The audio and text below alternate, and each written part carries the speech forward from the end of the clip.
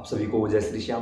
कैसे हैं आप सब? उम्मीद करते हैं सब अच्छे होंगे। प्रेमियों, आज की इस वीडियो में हम आप सभी प्रेमियों को माघ मास के कृष्ण पक्ष की षटतिला एकादशी की व्रत कथा सुनाने जा रहे हैं। आप जहां भी हैं 2 से 3 मिनट का समय निकालिए, बिल्कुल छोटी सी कथा है, उसको सुनिए। अगर आप व्रत करते हो और कथा भी सुनते हो तो आपको एक दिन में 2 एकादशी का व्रत मिलेगा, फायदा मिलेगा, व्रत का फल मिलेगा।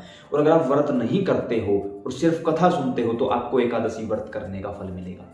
तो कैसे करना है, क्या करना है, इस छोटी सी वीडियो में बताने की कोशिश करूंगा और जल्दी जल्दी बताने की कोशिश करूंगा। ये थोड़ा सा स्लो इसलिए हो जाता हूं क्योंकि आप लोग मेरे पास फोन करके बोलते हो कि भाई थोड़ा सा धीरे बताया करो, हम समझ नहीं पाते आपकी बातों को, आप बिल्कुल फास्ट हो। फास्ट इसलिए बोलता हूं कि किसी वीडियो की लेंथ लंबी ना हो जाए, कम से कम समय में आपको ज्यादा बातें समझा पाऊं। तो सबसे पहले आप जहां भी हो कोशिश करिए अपने घर के मंदिर में बैठ जाइए। अगर आप कहीं बाहर हो, नौकरी वगैरह करते हो, कुछ भी ऐसा करते हो तो कोई बात नहीं, जहां भी आपको स्थान मिले वहां एक बार आप बैठ जाइए। कोशिश करिए आपके पास जल हो। जल नेगेटिविटी को सोख लेता है और जल साक्षी है हमारा कि हमने कोई काम किया है। सबसे पहले आप अपने हाथों में जल लीजिए, राइट हैंड में जल लीजिए। हो सकता है कैमरा के मिरर मोड के कारण आपको ये मेरा लेफ्ट हैंड नजर आए, लेकिन ये राइट हैंड है भाई, दायां हाथ। दाएं हाथ में थोड़ा सा जल लीजिए और भगवान के सामने बैठकर प्रार्थना करिए कि मेरा नाम ये है, पिता का या पति का नाम ये है, इस जगह का स्थायी निवासी हूं, मेरा गोत्र ये है। और प्रभु आज पावन पवित्र षटतिला एकादशी का पर्व है और प्रभु कृपा करिए, मैं यहाँ आपके व्रत कथा पूरी करता हूँ, वहां आप मेरी मनोकामना और जो भी मनोकामना वो बोल दीजिए कि ठाकुर जी उसको पूरा कर दीजिए। ऐसा बोल के जल नीचे की ओर छोड़ दीजिए। ये हुआ आपका संकल्प। अगर आप घर के मंदिर में बैठे हो तो दीपक जलाओ। अब एकादशी के दिन कैसे दीपक जलाया जाएगा, व्रत कैसे किया जाएगा, क्या भोग लगेगा और द्वादशी को पारण कैसे होगा, पूजा कैसे होगी, वो चीज हमने करके दिखाई है एक ही वीडियो में। और उस वीडियो को अभी तक 1 लाख प्लस प्रेमियों ने प्यार दिया है। 1 महीने भी नहीं हुआ है, शायद 1 महीना भी नहीं हुआ है।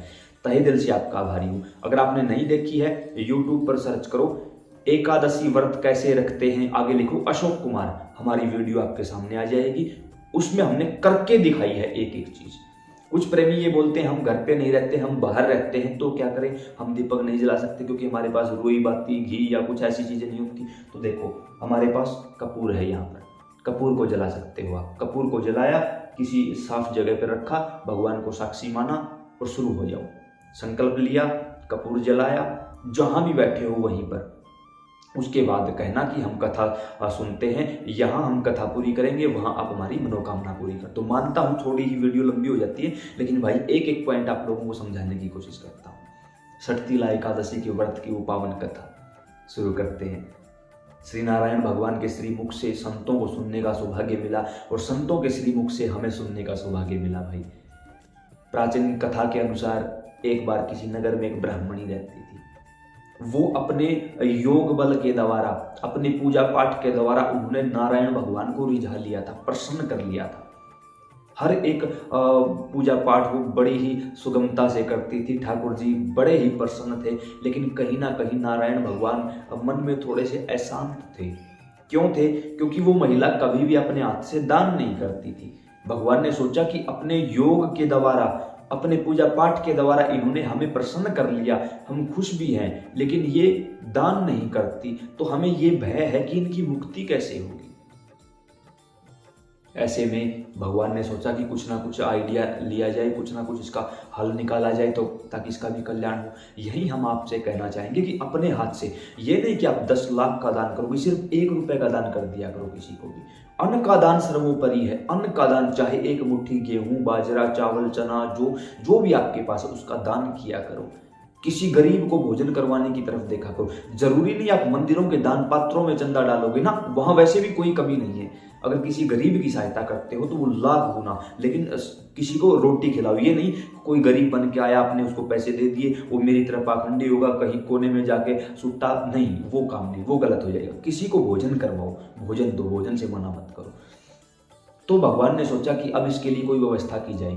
तो स्वयं श्री नारायण भगवान भिखारी का वेश बनाकर उसके घर मांगने के लिए आए। जैसे उन्होंने भिक्षा मांगी, वो वृद्ध महिला अत्यंत क्रोधित हुई क्योंकि वो कभी किसी को देती नहीं थी कुछ। क्रोधित हुई और क्रोध में भरकर उसने जमीन से मिट्टी उठाकर उसके कटोरे में डाल दी। अब नारायण भगवान ने वो मिट्टी ली और वहां से चल पड़े। अब जब उस वृद्धा की मृत्यु हुई तो उसको एक महल दिया गया, क्योंकि वो कहीं ना कहीं भगवान की भक्ति करके उसके लायक हो चुकी थी। लेकिन जैसे ही वो महल के अंदर गई, वो महल पूरी तरह खाली था, उसमें कुछ भी नहीं था। और वो सोची ये क्या चक्कर है भाई, ये तो हमारी समझ से बाहर है। तब वो रोती बिलखती वहां से श्री नारायण भगवान के पास गई कि प्रभु मैंने तो सारी उम्र आपकी पूजा पाठ जब तक किया, ये क्या चक्कर है, मुझे कुछ भी नहीं मिला, वो महल तो खाली है। तब नारायण भगवान ने कहा कि आपके यहाँ हम खुद भिखारी बनकर आए थे, आपने हमें दान नहीं दिया। दान किसी भी वस्तु का दे देते, पैसे का, कोई कपड़े का, रोटी का, किसी भी चीज का दे देते तो आज वो महल आपको भरा हुआ मिलता। माफी मांगी, प्रभु अब मेरे लिए कोई रास्ता। कहा कि अब आप महल में वापस जाओ, दरवाजा बंद कर लेना और फिर देव कन्याएं बाहर से आकर दरवाजा खटखटाएंगी।